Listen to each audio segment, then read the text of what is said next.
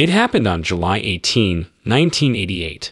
I was whitewater rafting the South Fork of the Payette in central Idaho. We reached a steep hill after wading in the river for what seemed like an eternity. A car-sized rock protruded from the water in the center. Strong draw towards it. Our guide, who was in the back with the rudder, cautioned us that the steep and dangerous left passage would likely prevent us from finishing. We must paddle right swiftly and forcefully. We must paddle right, he yelled over the river's roar.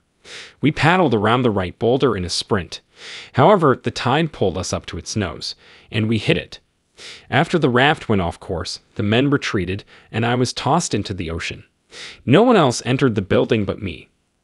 I said, "Wow, I'm going to have bragging rights for going down the staircase in nothing but a life jacket." Even as I watched my feet slide backwards, I thought of that. After about 5 seconds, I felt the water's force and realized I was in trouble. I could do nothing to arrest my inward decline.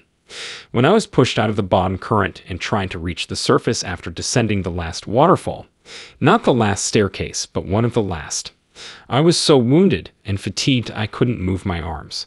I tried to kick my feet to the surface, but failed. At that moment, I realized I was dying.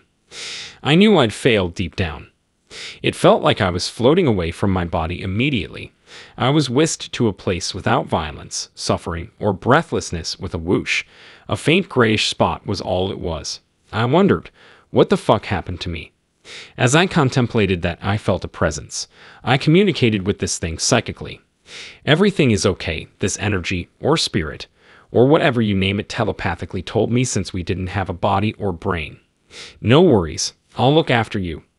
The thing backed away from me after turning around. This felt like a man I knew who cared about me. At this point, I saw my life from 3 perspectives. It felt like I was seeing it from my own, an omniscient, and everyone I'd ever dealt with views. Everything happened simultaneously. My younger brother entered the house when I was 3 or 4, and that moment has stuck with me. We lived in Torcy when my dad was in New Hampshire. He returned home crying after the 5-year-old neighbor youngster struck him. John A.A., the neighbor boy, and I were pals. "Say, Arthur, say, you can do it," I mumbled while sitting on his chest in the front yard. We were pals, but when I saw John A.A. in his yard, I had to find out the truth and avenge my brother. This stick was lying in the yard when I grabbed it. It may have been 1.5 to 2 feet long and thumb thick. John A.A. came around the corner, so I ducked around the house to wait. This showed his eagerness to play. I whacked his head with the stick.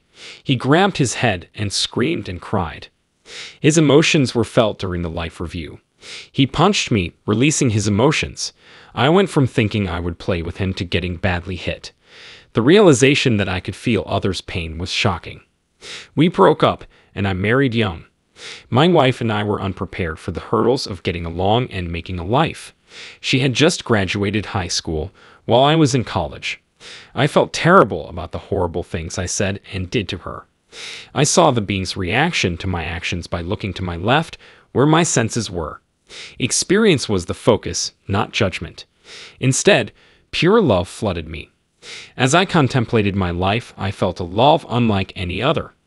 I eventually realized that love drives all creation. I wondered why this happened. Why was that necessary? I found solutions while thinking about these difficulties during the life review. Every question was answered thoroughly and satisfactorily. I realized that my location and ours was part of God's knowledge. This God is loving and impartial. Many Western Christians envision God as an elderly guy in heaven. That may work for some, but it doesn't appear to please God. I suppose using Our Father to express God shows a deeper endeavor to grasp something. My experience is that we are part of God, not distinct from Him. We are amazing, caring beings who deliberately descend to earth to experience life. We overlook this because if we knew everything right here, why bother? Learning and improving from your experiences is crucial. I felt great, as if the universe was conspiring for me. Having my questions answered was so rewarding that I wanted to stay. Cause and effect, not right and wrong, ruled the day. Sharing our stories on stage is uncriticized. Only our personal experiences and future avoidances can inform our judgment. This made me ponder about reincarnation. We return to Earth to learn and experience new things. Finally, I heard, "It's time for you to decide."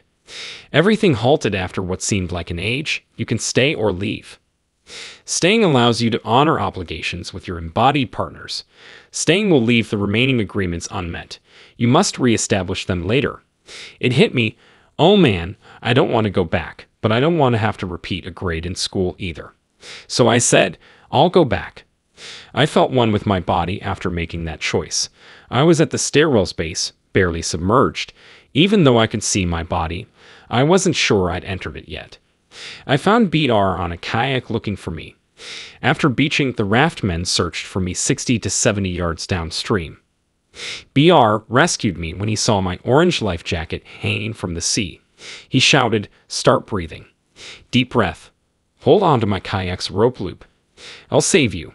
After hearing him yell, I tried to rise up but was paralyzed by dread.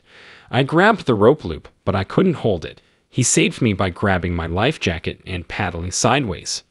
Finally reaching the raft, we faced a sandy bar while holding onto this rope loop. They pulled me onto that bar, placed my feet up, and found me semi-conscious, in shock and hypothermic. Good news, I didn't aspirate much water. They kept me warm with life vests and a little tarp, which was all they had. Sunlight also helped. Since we didn't have cell phones, I was lowered to the raft's bottom and lied down. Probably still plenty of time. I still feel the pain from my rear end bruises and gashes. I knew I would survive since I was conscious, alive, and could feel pain, even if lying down was uncomfortable. Please know I love you and everyone else. You are a sentient, spiritual being on Earth. This time you wanted to embody after going here more times than you can count. You'll likely repeat it. Human growth is most vital. Your vibrancy and spirit are divine, and I don't know where this is headed. Follow its lead. Every age feels scary, but I think that's true for all. Let your higher self guide you. Allow them to lead. Bless you all.